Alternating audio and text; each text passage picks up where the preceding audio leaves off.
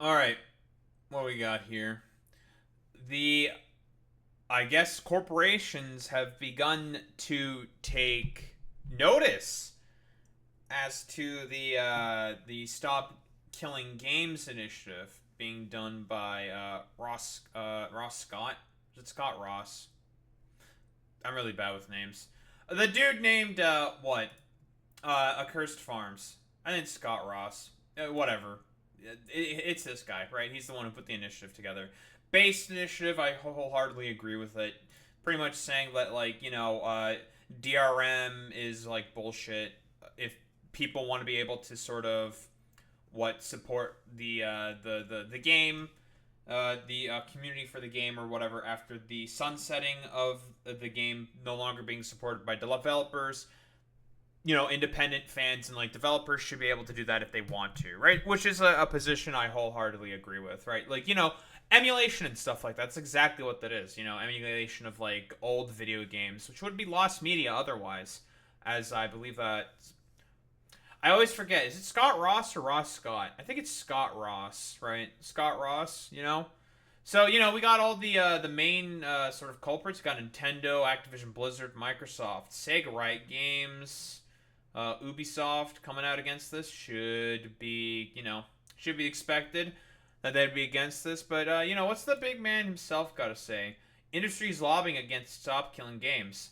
Because again, all right. Here's the thing. Here's the thing. The biggest problem, of course, with like a lot of the right wingers that are supporting this initiative, this was to be expected. The problem is the corporations, right? Like, because a lot of them will, generally speaking, like complain about. Not them saying that Accursed Farms here is.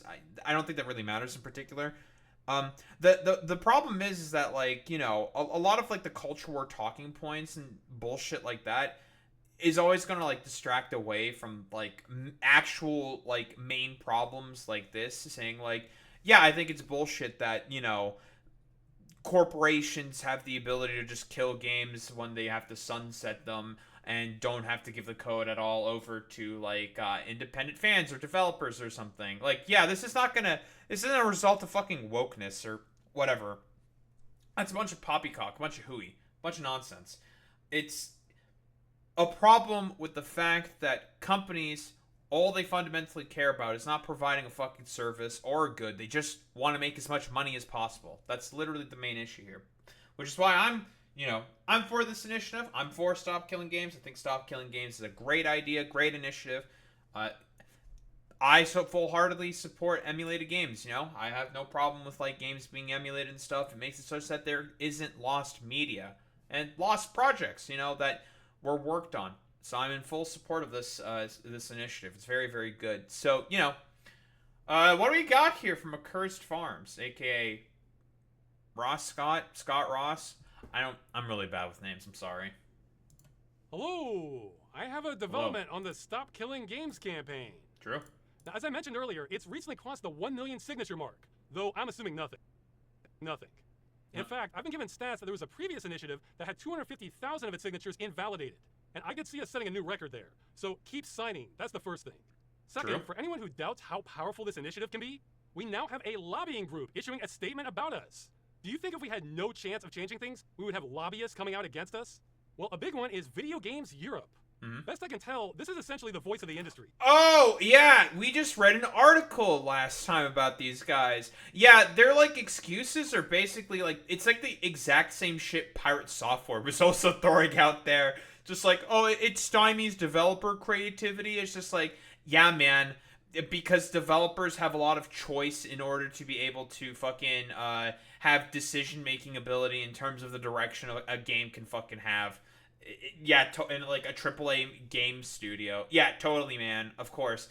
And what was like some of the other shit they were saying? Like, oh, we may have a problem with like content moderation, and it may hold the I don't know, license holder sort of liable if there's anything bad that happens. It's just like, what are you talking about? Like, okay, because I already said in the hypothetical scenario, it's just like, okay, hypothetically speaking, let's say what happens, or like what Video Games Europe is saying is true. Okay, it goes to fucking court.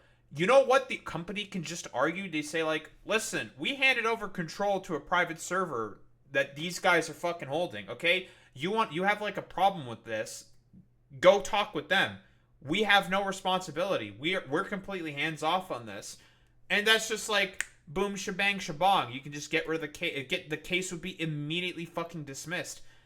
Now it would be a complete shit show fest, but legally potentially for those independent developers.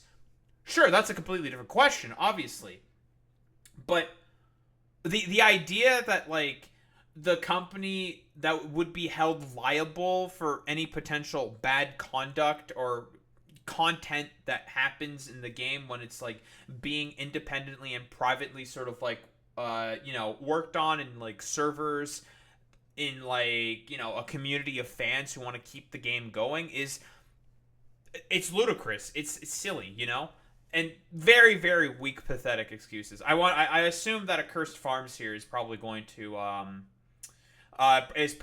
mention those particular arguments. That's my guess, at least. But yeah, it's what Video Games Europe is essentially saying is just it's stupid. It's ridiculous. So of course they're going to be against any proposal we make, because they're ideologically opposed to us being able to retain our games. I really can't emphasize that enough.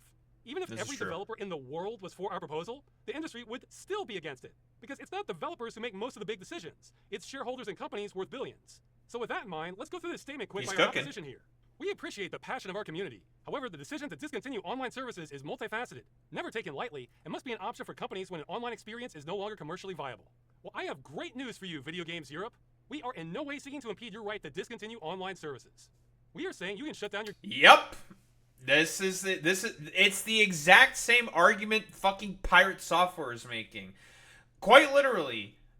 It's just not doing that. Like, it's not saying like discontinue online fucking services, period, end of story. It's essentially it's arguing saying that if independent developers or people who want to continue like maintaining the game or whatever, they should have the ability to be able to do that. Like talk with the company or like lobby with the company to have like a deal or something.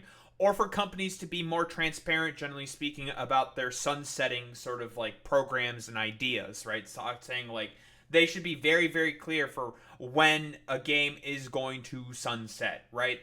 That's what Stop Killing Games is essentially arguing. Your games whenever you want. But you have to do that responsibly, in a way that doesn't take back rights you already sold to customers. Yeah, some people forget that companies have to sell you some rights to begin with to even play the games. We understand that it can be disappointing for players, but when it does happen, the industry ensures that players are given fair notice of the prospective changes in compliance with local consumer protection laws. Okay, well first off, I'm not a lawyer, but this guy at WBS Legal is, and he thinks Ubisoft probably broke the law when it shut down the crew, giving players only 3 months notice, when they should have given more like 2 years. Yeah, Ubisoft, one of your members... Well, that's a potential case right there, It's all a little sussy. Like, because we saw it in I think it was in the list. I think it was like the Charlie video that was referring to Accursed Farms, of course, saying like, yeah, like the European Commission potentially thinks like, yeah, there could be something here with what Ubisoft did. They might have potentially broken the law here. Yeah, it's not looking good for Ubisoft. So So this is probably a false statement out the gate. But you know what? That's not even our issue. So I don't even care how much notice you're giving to players. What I care about is that you're not depriving them of their purchase. Private servers are not always a viable alternative option for players, as the protections we put in place to secure players' data, remove illegal content, and combat unsafe community content would not exist and would leave rights holders liable. Okay, several things here. We have to break it down. Private servers are not always a viable alternative option. So they're saying for a new game concept, which hasn't even been made yet, sometimes there is no way they can add an end-of-life plan to the design? Their programmers' fingers simply can't type that? I would love to see them say this to a... Yeah, that's basically a red herring, right? Like, that's also completely irrelevant to the point, right? What Stop Killing Games is saying is that, like, you can provide better notice, which is already something that is in, like, the law, generally speaking, in terms of, like, consumer protections, but Ubisoft more than likely broke that. So, that's cool. That's great. We love Ubisoft breaking the law. Room full of developers.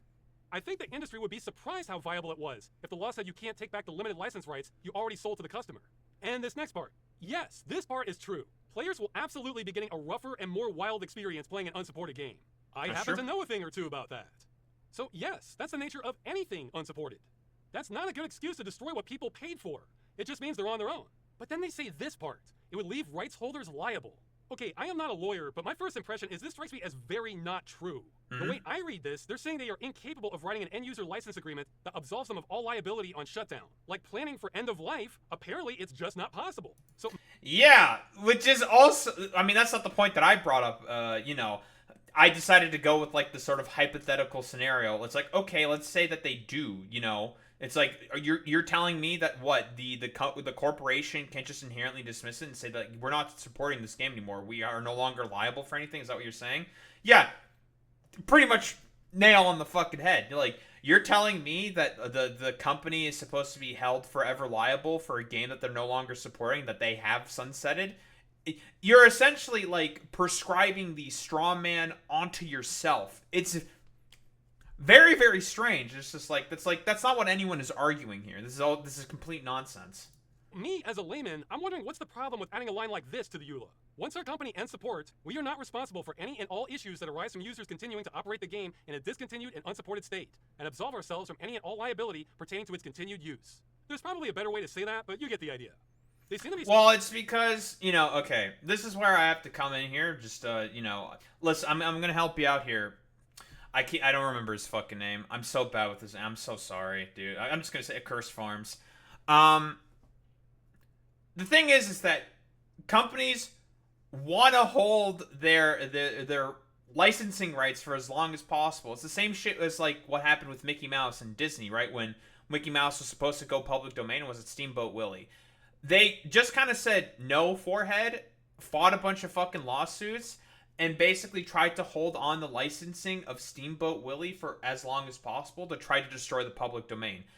The thing is what corporations want to do is they want to hold on to their licensing of their characters, products, whatever. This is all like stupid, dumbass, like fucking rights holder IP law bullshit, okay? IP law is dog shit. I hate IP law. But quite literally, the purpose of this is they want to hold the licensing of these games for as long as possible so they can do nostalgia bait shit. This is what Nintendo does all the fucking time, right? Like, they want to constantly resell their really, really good games for premium marked up fucking prices all the fucking time because they know that their fans are just going to buy it. They know I'm going to buy it because they're really good games. Damn you. I hate IP law. Curse you, IP law. But yeah, like, that's why the problem is the profit motive. It is corporations wanting to make as much money as possible at all times. They always just want to make more and more and more money. That's just a capitalism issue right there. Saying a line like that is just impossible to write. See, I'm puzzled by this because as a consumer, I've seen all kinds of things have support end, but I still get to keep them? I'm just on my own. That's a very common thing. I think we need a lawyer to weigh in on this. So if we take them at their word, it sounds like they're concerned about protecting customers. Okay, but their solution is customers must have their purchase taken away from them forever. We have to destroy our customers' games to protect them from themselves. I normally don't like to use this phrase because it's thrown around too much, but this is beyond nanny state. This is more like Terminator state. Take a game like Star Siege Tribes. For all purposes, that's a game intended to run online with other people, or over a network at the very least. It was discontinued in 2004, but you can still run it today, online. This lobbying group seems to be saying that's a liability. No one should have been permitted to run this game after 2004, and it's a mistake that this game is still... Yeah, this is a good point, yeah, because you can just run peer-to-peer servers. You can do that, right? Again, Star Wars Battlefront 2. I can, like, if I wanted to host a game, play with some buddies of mine, I could just do that, right? Like, it's not illegal. Nothing could go wrong. I mean, for example, like... Again, if, like, a cheater decides to come in and, I don't know, has, like, homing shots on, like, their blaster rifle or some shit and can, like, I don't know, walk through walls and walk over, like, ledges and shit like that and move, like, super fast. But, like, again, it's just like, alright, I guess I'm leaving and I'm going to have to make, like, a new server or something. And that guy's just, like, a stupid nuisance and annoyance. Like, okay, whatever. You also have to assume, it's like, why the fuck would someone even want to do that? Like, why? It seems very strange. Like, maybe it'll just have, like, the experience of that power for, like, a game or two, and then just, like, fuck off and then move on with their lives. It's one of those things where it's just, like, it's very silly and very strange, you know? Allowed to exist because of the risk to consumers. We would have destroyed every last copy of it back in 2004 if we could have. We couldn't then, but we can now. So that's our business model with new games. See, I take that as extremely hostile to both customers and preservation. So my question is, why can't we allow customers to continue playing the game, but adding a splash screen saying something like, "Warning, this game is no longer supported. Running it could represent a risk to your security. We assume no liability for what may happen as a result." That strikes me as a reasonable compromise. In addition, many titles are designed from the ground up to be online only. In effect, these proposals would curtail developer choice by making these video games prohibitively expensive to create. Okay, this part is a little more complicated because every game is... Yeah, I already mentioned this fucking goddamn argument before. Yeah, because fucking developers have a ton of choice when they're developing their games for AAA game studio companies. Like, yeah, dude, because people already have choice that they can fucking make in terms of like decisions. Damn, I didn't know that like Ubisoft, Activision Blizzard, EA, you know, all of these fucking corporations, I didn't know that there were workplace democracies. I didn't know they democratized the workplace. That's fantastic. That's great. You know, like a step forward towards like a market socialist economy and further transition into socialism. Let's fucking go, dude. Fantastic. Excellent. We love worker choice, you know, or more worker sort of choice and autonomy. Yeah, workplace democracy. Let's go. Let's go. Let's go. Didn't know that they were all workplace democracies. There is no developer choice that currently exists in these fucking companies. Like, this is just this is like stupid. The fact that they're bringing this up is just like, it's a red herring. Like, it just doesn't apply. Is different. But when I see this, I'm thinking of auto manufacturers saying how they can't afford to make cars if they're required to include seatbelts in them. Because no one ever made that argument back in the 60s. However, I think there is a big piece being left out of the discussion here. A whole lot of the complexity and cost of making an online game comes from all the microservices involved. And guess what? We don't need the vast majority of them for an end-of-life build. I talked to a developer, and he gave me a big list of examples we don't need. Payment processing, anti-cheat, analytics, voice chat. There's so much here that's not necessary to just run the damn... Wow, yeah, this is actually a really, really, really good point, right? Yeah, microtransactions, yeah, they are a big sort of sink into the cost of, like, a development of a game, right? Like, because, again, like, with live service games, the real purpose of a live service game is to be, like, a perpetual money machine. That's, like, the idea behind the design that, you know, Ubisoft proposed. So, you know, thank you, Ubisoft, for being a direct contributor to this exact problem. Like... yeah, if these no longer exist, that's fine. Who cares, right? Like, it doesn't matter. Like, if anything, this would save the company money because they don't have to support this stuff anymore. So, like, why are you complaining about, like, developer choice and being prohibitively cost or having, like, cost prohibitations for the corporation? That doesn't make any sense to me. It's very, very strange. Oh, yeah, exactly, Chain. So, yeah, devs make more and games can be cheaper. Exactly, yeah. Like, if devs want to do these inherent integrations into the game after getting, like, access to the code of the game and they start hosting on their own servers, they can do that if they want. They have the choice to do that if they want to, right? They can make those integrations. They don't have to. They don't want to. It's all about the choice. But again, when it comes to the industry in general, the main thing here is all about systems of hierarchy and control. They want to make sure that they are the ones on top in order to be able to make as much profit as possible, right? So they can, like, resell all these games and do, like, nostalgia pandering with them, for example, right? With, like, remasters and all this other shit, right? That's the point of this. As to really why they don't, like, stop killing games, right? That the companies do not like this shit. That is the main fucking problem. They want to be able to maintain the rights over these games for as long as possible, so then they can remaster it, repackage it, and resell it to you at a later date. To do the whole nostalgia bait thing. It's, you know, it's one of those things. Again, like, it's just an Ouroboros that's just going to keep eating itself in order to be able to just make more and more profit, as much profit as possible at all times. Game. In fact, I have a quote from him. We are not asking for 98% of the game. We're asking for the 2% of game logic from main gameplay functionality. Except even that's not true. We're not asking for that directly. We're asking for the same rights we already bought for the game, which they can probably fulfill by providing that 2%. Look at all this stuff, dude. So let's cut out all this extra crap before we start talking about how cost prohibitive an end-of-life build is. Now, that does mean designing games so it's easier to turn off all these microservices is a very good idea. And that also means it may not be practical for some existing games. Good thing for the industry, the initiative is not retroactive. And most publishers already have a local test environment for a game, which I'm told is bad practice not to.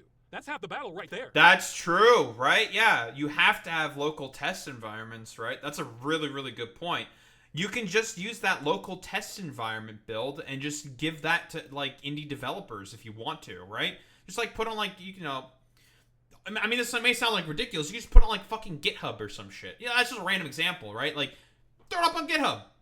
Fuck it, you know. You throw up those local test environment sort of places that you use in order to test the game without all the, you know, microservices in there, because you could do that. Because in the test environments, you're not going to have micro fucking services in there. You're not going to have that. You just got to make sure you don't have any of the cheat engines on that you use to test things within the game, and boom, shebang, shabong. Easy.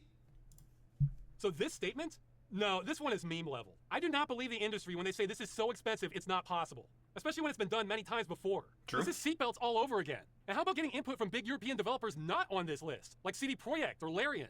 We welcome the opportunity to discuss our position with policymakers. Yeah, I bet you do. And those who have led the European Citizens Initiative in the coming months. Well, they'll probably be glad to know that's actually not me. I am not the official spokesperson for the initiative. I'm ineligible. I'm more of a super promoter. The reason I'm making this video is I want to inoculate people against these bad faith arguments. Remember, everything they're saying here is their excuse for taking away your purchase with no time frame given and destroying it forever. Is this a good enough excuse for you? It isn't for me, especially when they're lying. I think that's worth taking into consideration. It's not even that they're lying. It's just, like, even if they were, because he's correct here. You know, Ross is correct here. They are lying. The arguments are just bad. Like, they're just bad arguments. Like, quite literally. Very, very easily debunkable arguments. Because it's just not what even they're proposing, right? Like I said with the liability sort of problem, it's like, okay, like, if that was, like, a hypothetical case where someone were to sue the company to hold them liable when their product has been sunsetted, it's just like, okay, they can just argue in court, say, like, we no longer support this, we've sunsetted this, like, why are you coming at this with this lawsuit? Can we just dismiss this case? And the judge would dismiss the case. That's what would happen. So it's just like, why are you complaining about this? Like, it's very, very strange, you know? No, they also released a longer statement. But do I really need to go over this? Why providing continued support do not work for all games? Oh, we're back to the classics. Do not so work. They don't even understand what we're asking for. You know what? I'm going to let them figure it out. I played that song enough already. If I have to explain that a 500th time, I want it to at least be to someone who's not being paid to undermine us. So they're going to be lobbying politicians with this, I'm assuming, but we can try and do our part too. If you're super motivated on this and are part of the EU, you can contact a member of European Parliament and tell them about the initiative. I've been told you should target ones in the Internal Market and Consumer Protection Committee. There's a link in the... Well, I could technically speaking do this, right? I'm a European citizen. I was able to sign up for the petition.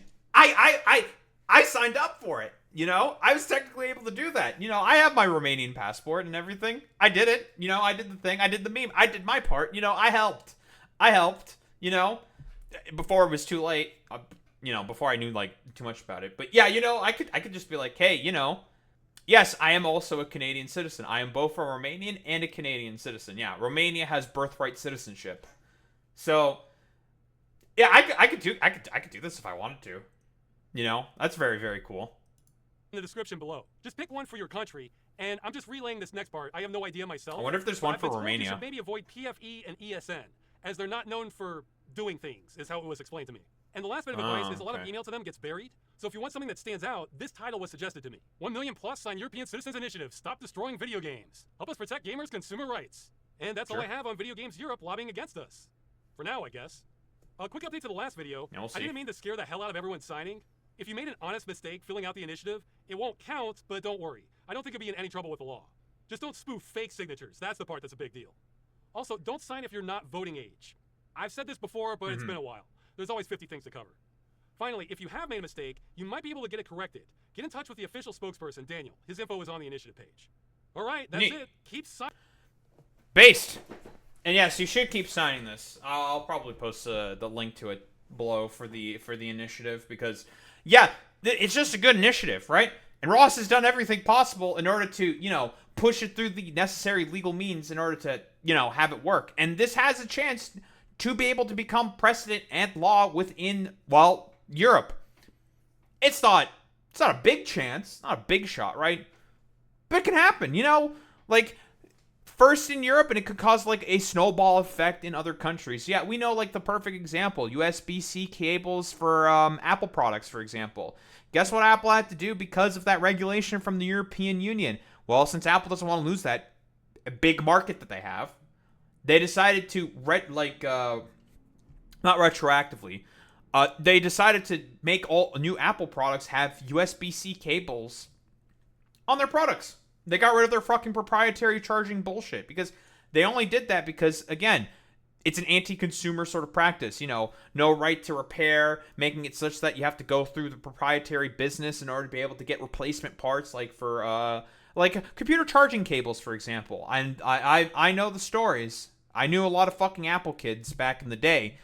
Lots and lots of stories exist about how their charging cables would be absolutely euchred, even though they didn't really do anything just besides like use them normally. That's planned obsolescence bullshit, right?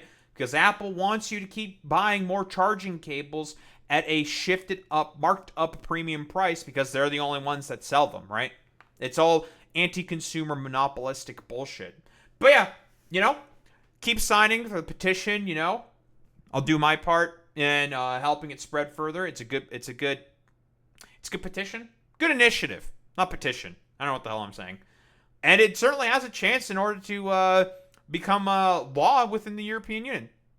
I don't want to say it's like a good chance. There's a chance, right? It can always help. But again, my personal opinion, I think you should just sign up for this initiative.